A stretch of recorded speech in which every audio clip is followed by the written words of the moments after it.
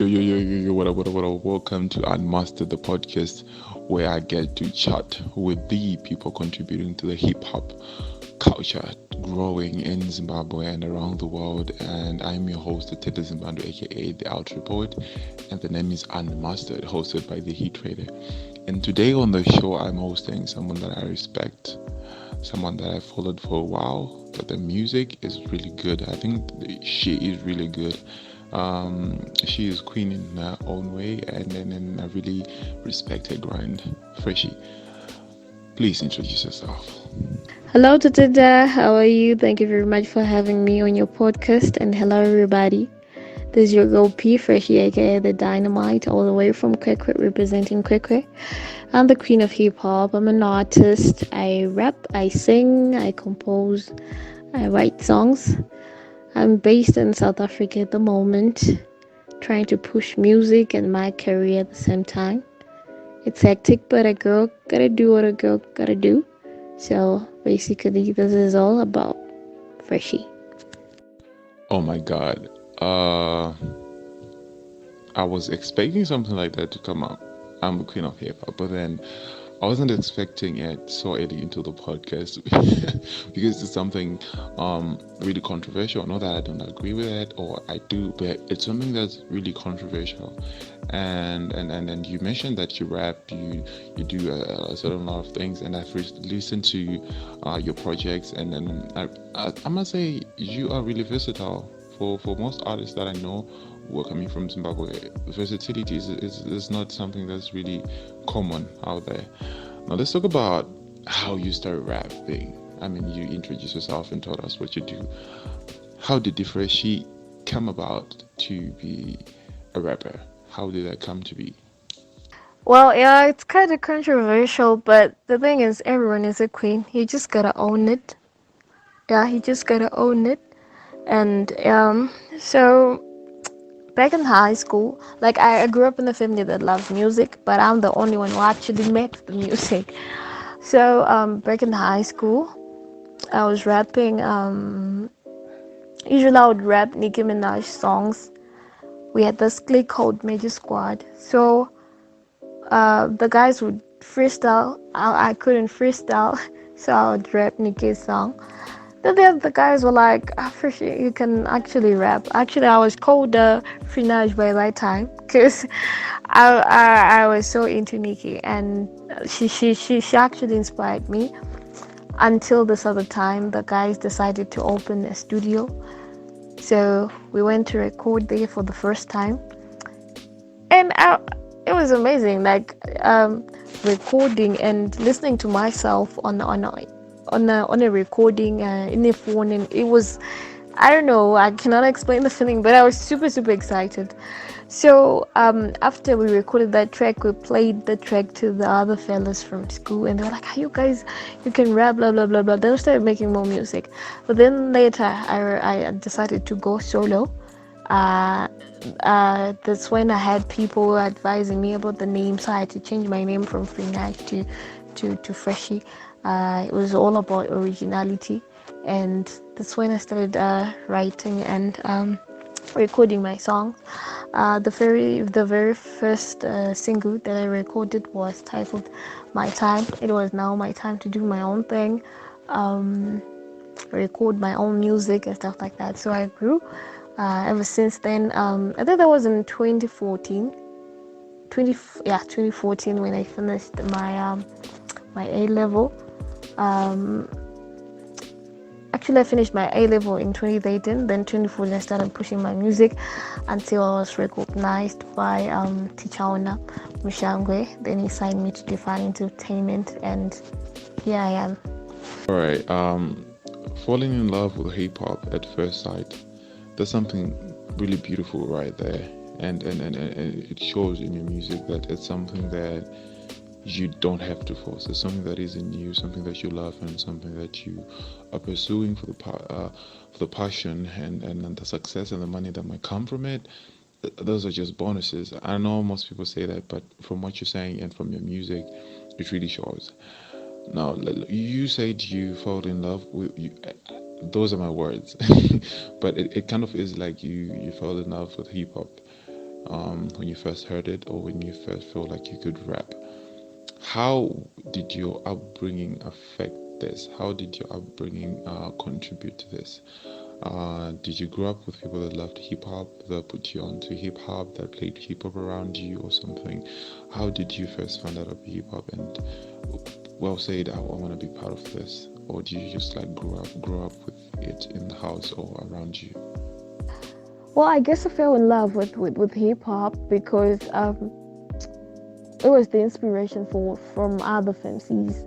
Yeah, the very first femcees that I listened to was Nicki Minaj and DJ Nida, especially DJ Nida because she was the first Zim femcee that I listened to, and I was like, so girls can actually do this, can actually own this. I guess that's why I fell in love with hip hop at first, and now. Like I said, I grew up in a family that loves music. They didn't have any specific genre that they listened. They listened to everything. My mom would play the machicos, the Lucky Dubes, the reggae. My brother would play the urban grooves. I listened to almost everything else. Right now, it all makes sense why now I'm trying to venture or be versatile or even explore in other genres, because I grew up listening to a variety type of music, but I just chose to go for hip hop at first. Now things are changing. People are now more into the catchy vibes, the catchy hooks, the trap, blah blah blah blah blah. So now I'm trying to explore much into something that people actually enjoy and something that I actually enjoy. Because for me, when I listen to a song, if a song has a catchy song, that song sticks. So this is something that actually inspires me to my writing. That's why now I'm doing hip hop and other genres also, so that I can get all that vibe and try to attract a diversified audience. Well, that's really a good environment to grow up with. That gives you room to choose what you actually like, and let different vibes and different tastes brew you into something totally unique. And then I really agree with the way that you approach your music. And the thing about experimenting in other genres, I really got that the first time I listened to like Zero Door the EP, and I had online. It was a pre-release single, right? Like, yes, I think so. Definitely, I know so. I had it, and I was like, oh no, this is not it. Uh, Phreshy, we've got a Tammy Moyo. We are not trying to have another Tammy Moyo. What are you doing? But the more that I really listened to the song, I realized that in my mind I was limiting you. I was limiting the scope of your creativity, and actually the theme of the song is growing on me bit by bit. And for someone who is not familiar with your discography, with the music that you've put out, maybe projects like singles and albums and mixtapes, take us through the journey from your first release, like provisional or official release, to the last release, and yeah, and if there are any releases that are coming up soon that you can share with us. My first professional release was my debut EP, Zimbabwean. That was my first project under Define Entertainment. Like I said, I started doing music in 2014, but all along I was just dropping singles here and there because I was so tied up with school. So 2018, after I graduated, I started doing music full time. So Zimbabwean was my first big project. There was a lot of mixed emotions. I was excited, I was nervous. I actually wanted to make that an album because as we were recording, the tracks got many. I think there were over 10, but we had to select a few for the EP. But still there were many because there were like 9 tracks on that EP. I was super hyped. I was super excited because that was my first project. I had a listening session and many people pulled up just to I was like hosting a bunch of people, journalists and everything else, and I was so excited, but I was so nervous because it was more of introducing myself to people. But yeah, it all turned up nice. My team has been supporting me. My producers, the Define Entertainment crew, and yeah, it was amazing. Then so what happened is I got some feedback from the EP. There were most of the tracks I was rapping. Then there was some songs where I had to do the hooks, because usually you see there's the Zimbabwean, the title track. I had to call Tashamiswa for the hook. So on this Sando My track, I decided, let me just do the hook by myself. So I had people commenting on this. They were like, you actually got a nice voice, you should try singing too. That's how I got to release the Zerudo EP. It was just me experimenting, but actually turned out nice. And I actually realized that it was very easy singing. It doesn't really take much creativity, as much creativity as it did on the first Zimbabwean EP. Because I feel like when you're singing, it just flows, and most of the songs were based on my experiences. So it was just flowing and exciting at the same time. So Zerudo EP was my second baby. Now two EPs, rap, R&B. Now I'm working on an album. This will be my first album, and I don't know. I always have mixed emotion when I'm doing something for the first time. This is my first album, and yeah, it's hectic. I don't want to lie, it's hectic, but I'm sure it will come up nicely. And I have a lead single. There's a track that I'm going to drop in a few days, a week or so, titled Shungu, which was produced by Afrozenda, and I'm actually featuring Afrozenda too. It's very relatable. It talks about the situation that we're going through, the whole thing with COVID, the lockdown and everything else, people trying to hustle and doing everything else. So yeah, people should just look forward to that single and an album. First of all, I would like to say I am super hyped up about you making a debut album. This is a really great step, and I think you're really gonna make a classic. I don't know, I feel like it, because Muzambangwena was more of an album. Really, I love it. Like, I love an album. And by the way, Dino Kakama is not was. I don't know what was going through my mind, but no, Dino Kakama is my favorite track from you. I relate to that song like on a religious level. I don't know, it's crazy. And before we talk about this record level and blowing up stuff, I want to talk about something that's imminent. First question is, have you had comparisons to rappers like Kikky Badass, or like artists like Tashamiswa or Tashamiswa, and how do you handle that?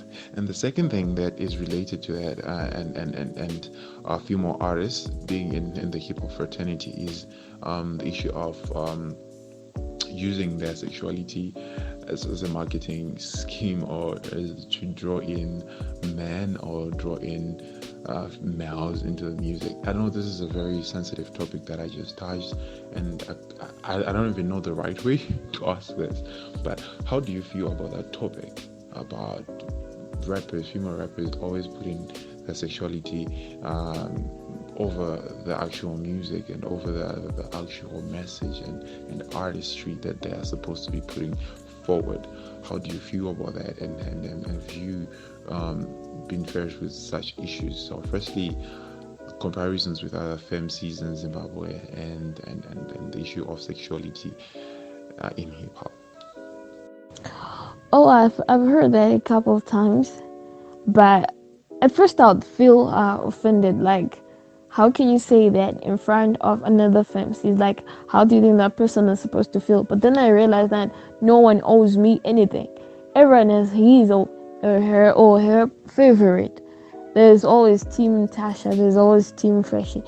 There's always Team Phreshy, and I've learned to just have that positive mind and just focus on being Phreshy, because I'm not like them, but at the same time, I really respect those ladies.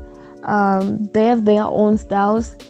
Natasha moves her own style. She's also versatile, and I've noticed that if I try to take offense and try to concentrate much on that, that would really that would affect my craft too. Because I remember that's the good thing. One of the good things of being signed under Define Entertainment, I have a very supportive team.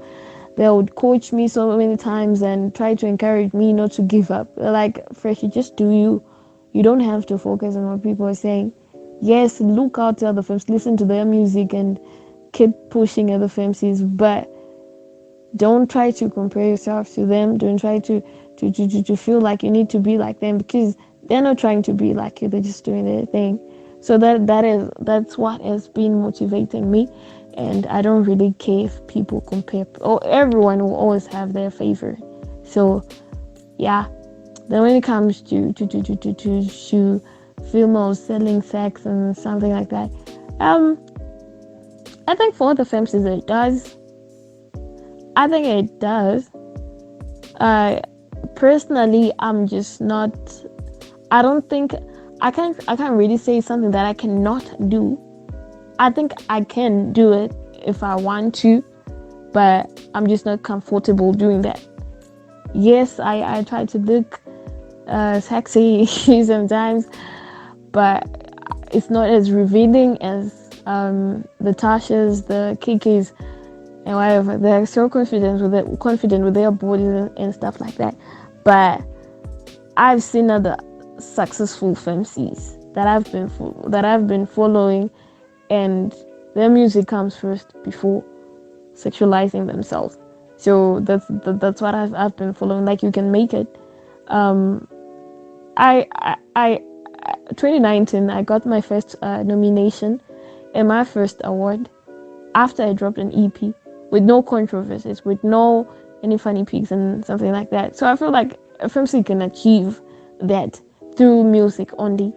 Then the sexualizing part comes later as an advantage to others, and some do that first, then the music follows. I think it's all about strategizing, but then it's all about what makes you feel comfortable.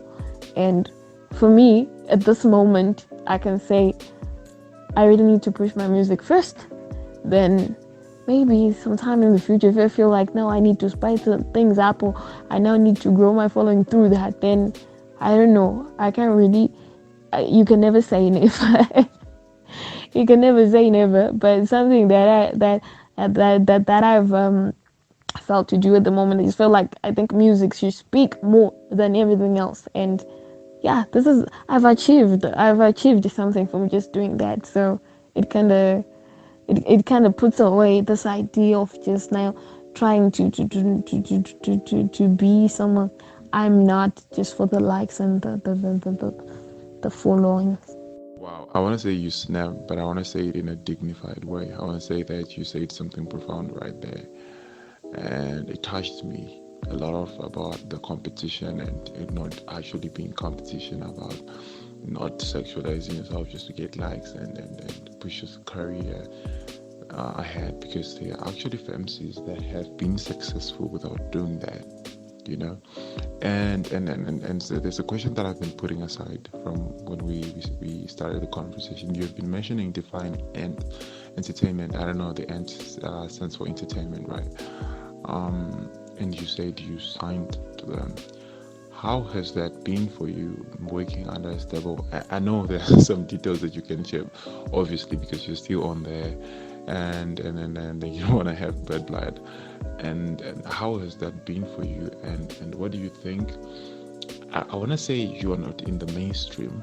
I want to say you're not in the mainstream, but I don't know if that would be offensive. But do you think they have done enough, or you have done enough for you to be like up there in the mainstream, maybe up there with the Kae Chaps and the Holy Tans and the Takuras and all that stuff, and getting like millions of, like, over 1 million views and all that stuff? Do you think you have done enough in that area? Do you think your stable has done enough for you in that area? And or maybe you think that there are other factors other than you putting an effort, other than your team putting an effort to push you forward.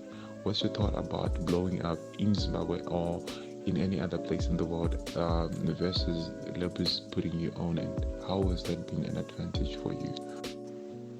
Well, first things first, just being signed under Divine Entertainment has changed me career-wise. Like as I was saying, like that, like those guys are now my family at the moment, and families fight sometimes. We're always having, not always, sometimes we have conflicts, especially when it comes to that. So this other day we're having a discussion and was like, I felt like we need to do more, we need to strategize, we need to do this, we need to do this. But then I realized that one thing about Zimbabwe, the audience, the fans and whatever, they follow hype. I've been following Kae Chaps way before he blew up, way before the Juicy thing. He is also under level 8. He dropped an album last year. The album was super, super dope. Like, that guy is super talented. But it all just went unnoticed. Like, we were like, didn't people listen to this album? Like, it was actually sad. Then he dropped this Juicy. Then there was this hype around the Juicy song. Now everybody started posting the guy. Now everyone had to go and listen to that song just because everyone was just talking about that. Then later, that's when they had to check his album. This album is amazing. He actually has dope songs and stuff like that. Same applies with Holy 10. I'm not really sure Holy 10 blew up with which song, but Holy 10 has been in the game for long. So what I've observed and what I actually got to realize is, I think it's all about the hype. And with this Kae Chaps, I don't want to like this Kae Chaps journey kind of inspires me because you never really know. I'm sure when he recorded, it was just like, I'm just doing this juicy track, I'm just gonna record and upload the video. I don't think he knew that he was gonna get that momentum. So for me, I think that's the thing in Zimbabwe. You just gotta have that one track and you get the hype around it, then you blow. And my team has been really trying to push. Like, my manager does almost everything. Before I was signed, I didn't have any music on the digital platforms, the visuals and whatever. And my label is really trying to do that, to cover everything from the studio, the paying for the studio, the visuals and everything else. And I'm just pushing. Of course, I really need to push and be in the mainstream. But one thing that I've noticed is when your time comes, everything just flows. Like it's just gonna take like that one track or anything else. Since I'm not into controversial stunts and whatever. I still believe that there's gonna be that one record, or there's gonna be someone that's just gonna recognize me, just like how teacher wanna recognize me. Then everything will just be as it's supposed to be in time. So there were times that I actually thought it's my team's fault, like there's something that they need to do, and I just noticed that I just need to keep on pushing and fight to be in that mainstream, because I've actually been looking for how these guys got there in the first place. Like, they've come a long way. The Takuras, I still remember watching Takura way back, but looking at them now, it's now like just a funny story, like how did this guys get there. So it's a process. Yeah, I know it's a process. I'm just gonna keep pushing. Then it's gonna help happen. I feel like my team is doing everything that they can to actually push my music. First of all, I want to acknowledge you for bringing in Kae Chaps into the conversation as an example of how this blowing up thing is not really about making good music, because Kae Chaps has been making good music for a while. And I really bumped Vanga album way before the hype. And I think it's a week before, and I was talking to him. I was like, "Man, how you doing? GG, I really vibe you the work." And the next Tuesday, he actually blew up. I was like, "Whoa, this actually happens." And sometimes it's only a matter of chance and keep on working, because Kae Chaps, man, that dude was working. Like, he has 2 projects out, and those projects are fire, you know. And now coming to you and what you're saying, and I really love how you are talking about your label and how they're supporting your music. Not many labels or management teams are doing that for their artists in Zimbabwe. They have to hustle. Most of us have to hustle to get to the little points that we have, and I trust what you're saying, that there is a process.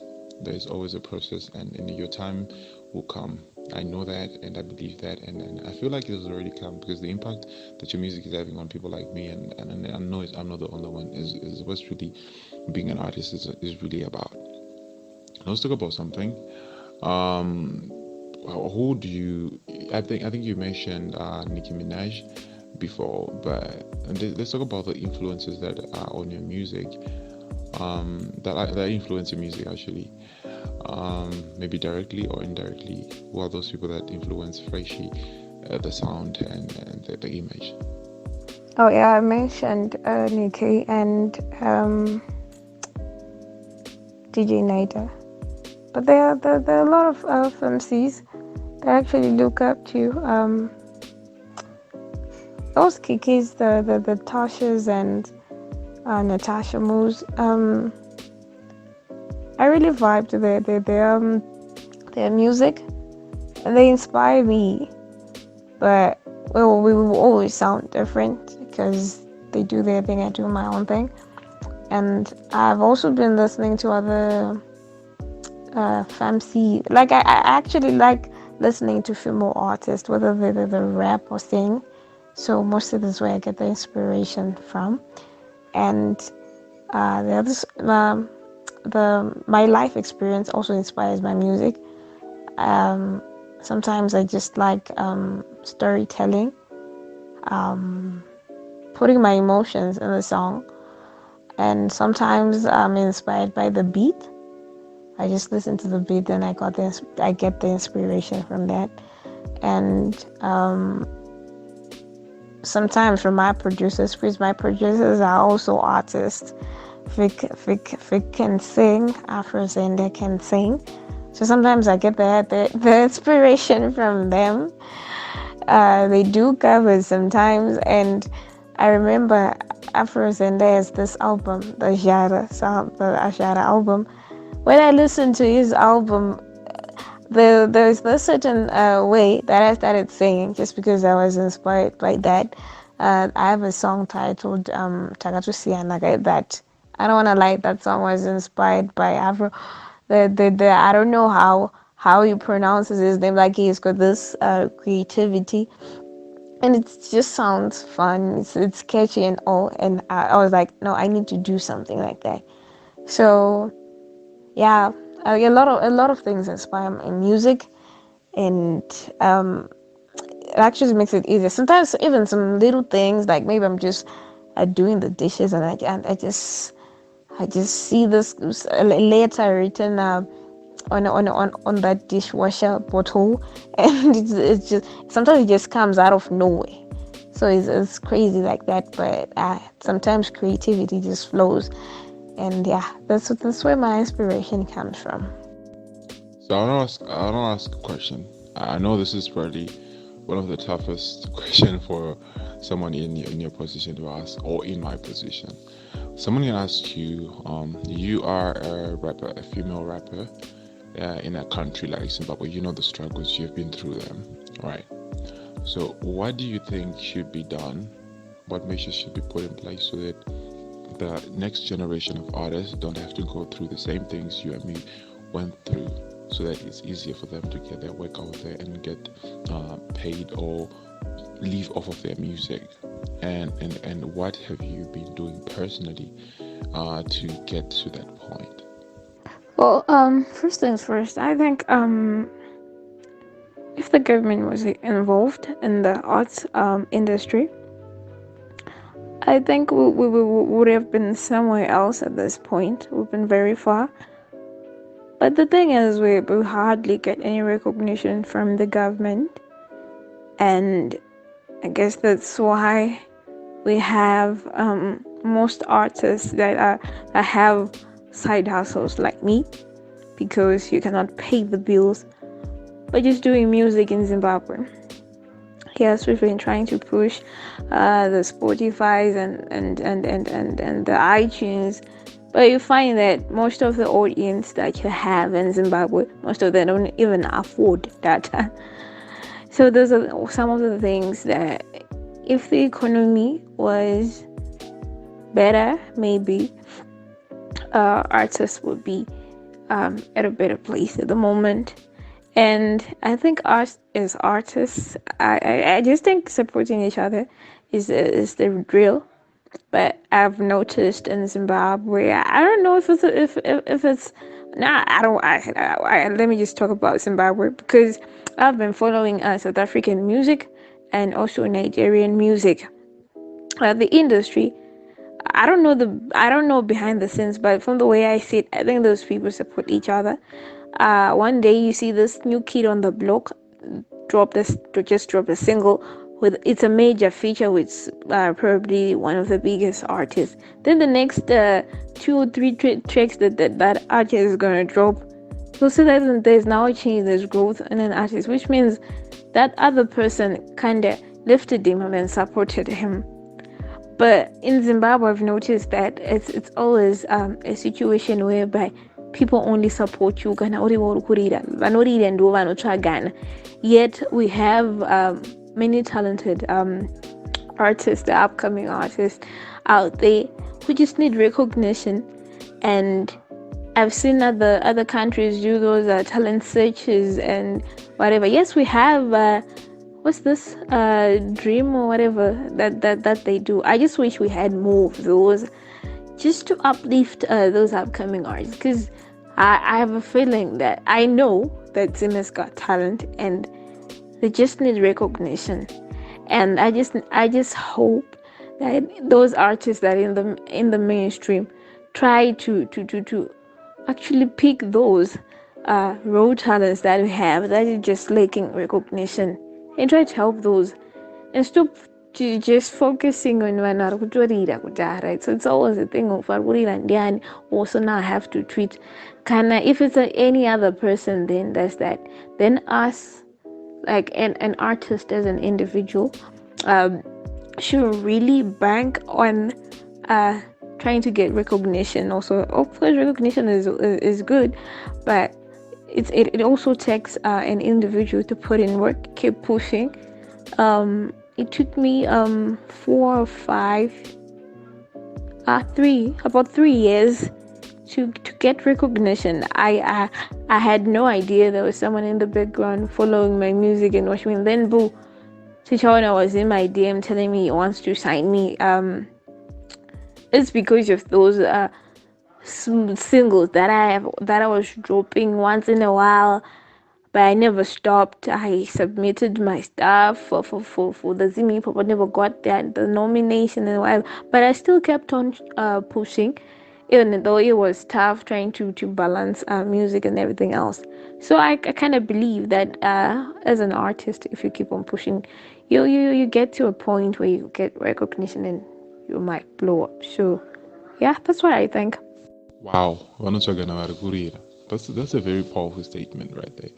And from what you've said, you've answered questions that I'm yet to ask. You have I don't know. You've said so much and you've shared so much wisdom. I don't know if I'm to ask any other questions, trying to get insight. I don't know if I'm going to get anything else because I felt like you gave your all in the last few responses, and it's really amazing. Like actually getting someone here who has some really great ideas and thoughts and opinions about what's happening in our entertainment industry. And I really believe that things are going to change. We are going to have platforms that are going to support artists that are coming up, vlogs and all that stuff. Now, I want to play, like, just to cool things off as we wrap up the podcast, I want to play a game with you that I call Random 10. So I ask you 10 random things and you give me answers, usually with no explanations, because you're going to be like boom, boom, boom, so that people know you outside of the music, outside of the answer that you gave, but through what you like and what you listen to or what you see. So I'm going to ask you, the first question is going to be, what's your favorite movie? What's your favorite TV show? Artist, color, new country, car brand, rapper, person, and your favorite producer. Yeah. My favorite movie, it's a series actually, Game of Thrones. TV show, Love and Hip-Hop Atlanta. Artist, those days were my vibing too. Megan Thee Stallion. Color, I would say yellow. Meal, I like pasta, means with coastal salad and some chicken. Country, I haven't traveled much. I've been to Botswana, South Africa, Zimbabwe. I would say South Africa because that's where I'm staying at the moment, and I don't think I'm coming back home anytime soon. Car brand. I'm not into cars, but I would just follow the trend. My brother loves BMW. My favorite rapper. Okay, I'm a switch. Artist, I'll say Tammy Moyo, then rapper Megan Thee Stallion. My favorite person. My mom. My favorite producer, Afrozenda. Okay. Of all the things, Game of Thrones, really? I don't know. It just feels like kind of off-putting a bit, like the way the final season ended. But well, that's not what we're talking about. I see you all for the ladies in your favorites, and I think I support that. And your producer is your favorite producer. That's kind of biased. But well, thank you so much, Phreshy, for coming through. And before we wrap up on the podcast, I just want you to share a message with someone that's listening, that is listening to your story and feels inspired and wants to walk the same path that you've walked, or someone who's out there who's listening, a fan who loves your music, or someone who's just listened and was curious about who you are and what this podcast is about. What would you want to say to them as maybe words of advice, thanks, or inspiration as we wrap up the podcast? Well, first of all, I'd like to thank my fans. I'm still in the process of trying to broaden my fan base, but for those few that are Team Phreshy, shout out to them. And for those who are hearing about me for the first time, this is me. This is Phreshy. You can follow me on Twitter and Instagram at Phreshy_the_W. This PHRESHYCW. I always have people calling me Fresh with an F. No, it's PH. And for those who are trying to be in this industry, like and say, be consistent, work hard, never give up, keep pushing. You never know who's gonna listen to your music one day. Never say never. Never be discouraged by anyone or anything. It's okay to take some positive and negative critique. It helps you grow as an individual, but don't forget to believe in yourself and believe in your craft. It's your girl P, Phreshy the Dynamite, signing out. Thank you very much for having me on your podcast. Ladies and gentlemen, that has been Phreshy with a P, not Phreshy with an F. Thank you so much for listening to the podcast, and Phreshy, thank you so much for being here. Ladies and gentlemen, this has been Tatenda Zimbabwe, aka TheUltraPoet, on Unmastered the podcast. Thank you for listening. Go follow us on @TheUtrader on Instagram, on Facebook, and subscribe to our YouTube channel and rate us on Apple Podcasts. Until next time.